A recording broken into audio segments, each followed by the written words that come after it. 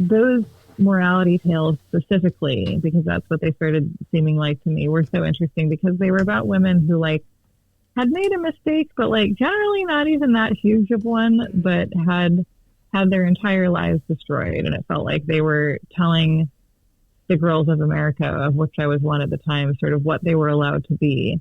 And the answer was that it was hard to figure out what you were allowed to be, because you would get in as much trouble for looking, trampy as men did for actually committing murder. A lot of the time, it seemed like. Right.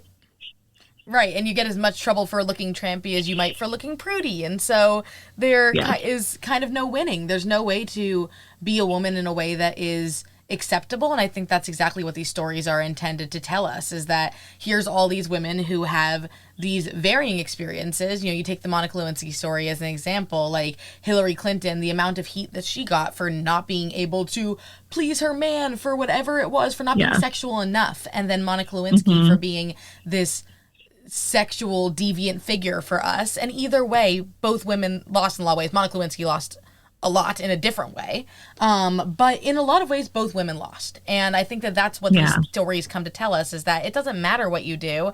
And, I wish that the takeaway from that, I wish that when I was young, the takeaway had been, it doesn't matter what you do, and thus you should do whatever you want, rather than what it feels like for a lot of young women, I think, is it doesn't matter what you do, so like don't try, or so like it's just it's almost a crippling feeling.